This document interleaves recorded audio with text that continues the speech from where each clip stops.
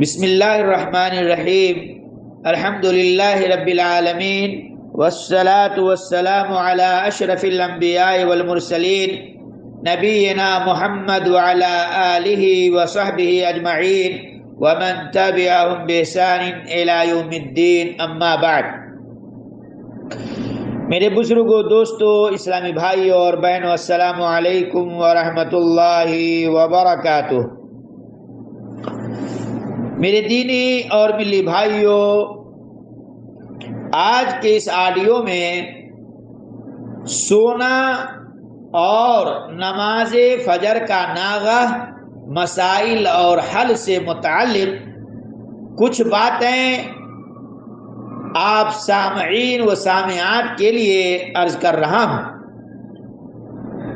عزیزان گرامی، اس مسئلہ کا حل دیگر مسائل کی طرح دو پہلو رکھتا ہے۔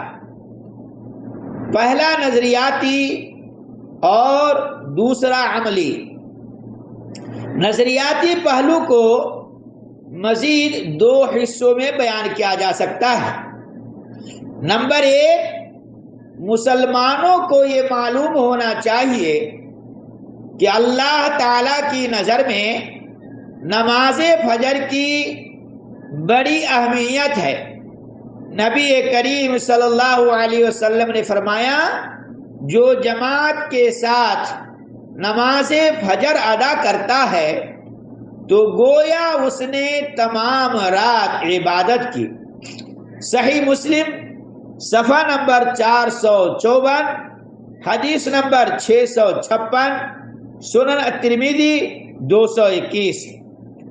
نبی کریم صلی اللہ علیہ وسلم نے یہ بھی فرمایا، منافقین کے لیے سب سے زیادہ بھاری نمازیں نماز عشاء اور نماز فجر ہیں، لیکن اگر وہ یہ جانتے جو وہ رکھتے ہیں، یعنی ان نمازوں پر اجر کا ملنا، تو وہ ضرور نماز پڑھنے آتے چاہے انہیں گھٹنوں کے بل آنا پڑتا۔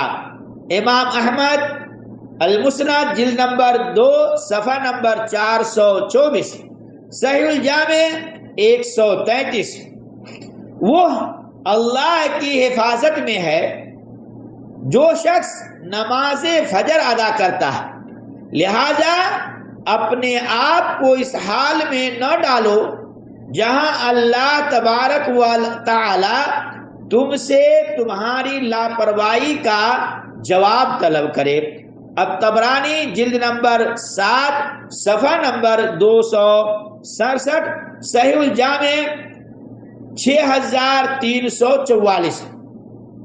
میرے اسلامی بھائیوں اور بہنوں، فرشتے دن اور رات میں تمہارے پاس باری باری آتے ہیں۔ وہ نماز فجر اور نماز عصر میں تم سے ملتے ہیں، تو وہ فرشتے جو رات میں تمہارے ساتھ تھے واپس جاتے ہیں، جو ان فرشتوں سے زیادہ جاننے والا ہے۔ اللہ تبارک و تعالی ان سے پوچھتا ہے، فرشتوں سے پوچھتا ہے کہ تم نے میرے بندے کو کیسا پایا؟ وہ کہتے ہیں، تیرا بندہ عبادت میں مشغول تھا جب ہم اس کے پاس آئے، اور جب ہم اس کے پاس پہنچے تو بھی وہ عبادت میں مشغول تھا۔ صحیح البخاری شرح الفتح الباری جلد نمبر 2 صفحہ نمبر 33۔ ایک صحیح حدیث کے مطابق جس نے البردیان ادا کی وہ جنت میں جائے گا۔ یہاں البردیان سے مراد نماز فجر اور نماز عصر ہیں۔ دیکھیے صحیح البخاری شرح الفتح الباری جلد نمبر 2 صفحہ نمبر 52۔ نمبر 2، مسلمانوں کو نماز فجر ادا نہ کرنے کے معاملے کو سنجیدگی سے سمجھنا چاہیے۔ جیسا کہ حدیث میں بیان کیا جا چکا ہے کہ نماز عشاء اور نماز فجر منافقین کے لیے بہت ہی شاق بھاری ہے۔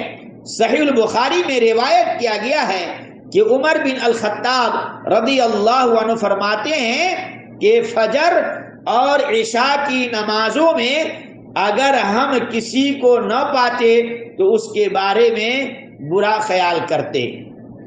بہت سارے بھائیوں کو یہ بھی پتہ نہیں ہے کہ فجر اور عصر کس نماز کو کہتے ہیں۔ تو یاد رکھیے، فجر اس نماز کو کہتے ہیں جو صبح میں ادا کی جاتی ہے تقریباً 4 بجے کے قریب، اور عصر اس نماز کہتے ہیں جو ظہر نماز کے بعد ادا کی جاتی ہے تقریباً 3 بجے 3:30 بجے شام کو، یعنی وقت بدلنے کے مطابق اس کا وقت جو ہے دن گھٹتا بڑھتا ہے تو اسی وقت سے اس کا جو ہے وقت ہوتا ہے۔ اس لیے ان دونوں نمازوں کی بڑی اہمیت آئی ہے بھائیوں۔ فجر اور عشاء کی نمازوں میں اگر ہم کسی کو نہ پاتے تو اس کے بارے میں برا خیال کرتے، یہ عمر بن خطاب کہتے ہیں۔ دیکھیے طبرانی المعجم الکبیر جلد نمبر 12 صفحہ نمبر 271۔ الحیثمی کہتے ہیں کہ طبرانی یہ ثقہ اور معتبر ہیں۔ المجمع جلد نمبر 2 صفحہ نمبر 40۔ وہ شخص کے بارے میں برا خیال کرتے جو ان 2 نمازوں میں غیر حاضر ہوتا، کیونکہ روزانہ کی بجا آوری کسی بھی شخص کے ایمان کی پیمائش اور اس کے اخلاص کی ایک علامت ہے۔ دیگر نمازیں ادا کرنا قدر آسان ہوتی ہیں کیونکہ وہ کسی شخص کے ماحول، کام اور اس کی نیند میں حائل نہیں ہوتی، جیسے ظہر کی نماز، مغرب کی نماز۔ تو ان نمازوں میں لوگ کوتاہی نہیں کرتے، لیکن فجر اور عصر کی نماز یہ سونے کا وقت ہوتا ہے، اس لیے اس میں لوگ کوتاہی کرتے رہتے ہیں۔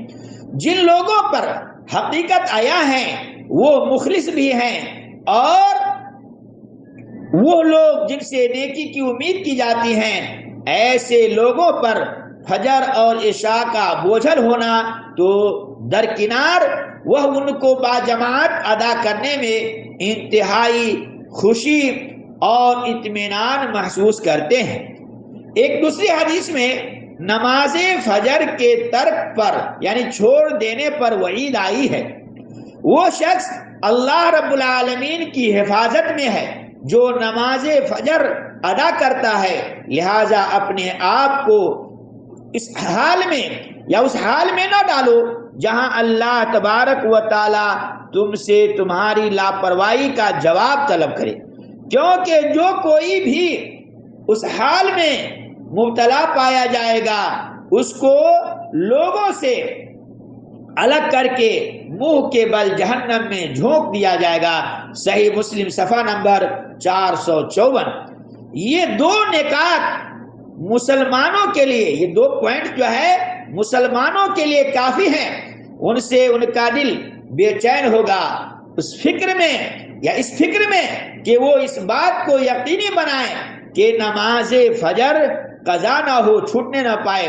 میرے اسلامی بھائیوں اور بہنوں، حدیث کا پہلا حصہ اس بات کی رغبت دیتا ہے کہ نماز فجر کے اجر و ثواب کے حصول کی بھرپور کوشش کی جائے، اور دوسرا حصہ خبردار کرتا ہے کہ غفلت جیسے گناہ سے باز رہا جائے۔ وہ عملی تجاویز جن کے ذریعے اس مسئلے سے نپٹا جا سکتا ہے، اور وہ اقدامات جو مسلمانوں کو نماز فجر باجماعت ادا کرنے کی عادی بنا دیں۔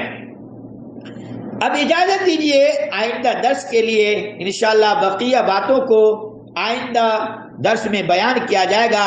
اللہ رب العالمین سے دعا ہے کہ اللہ تعالی مجھے بھی اور آپ تمام سامعین و سامعات کو 5 وقت کی نماز ادا کرنے کی توفیق عطا فرمائے، آمین۔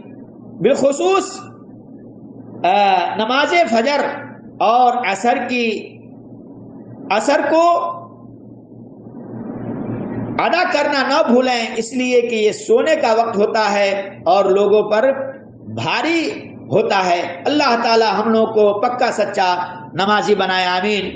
وآخر دعوانا ان الحمد للہ رب العالمین، والسلام علیکم ورحمۃ اللہ وبرکاتہ۔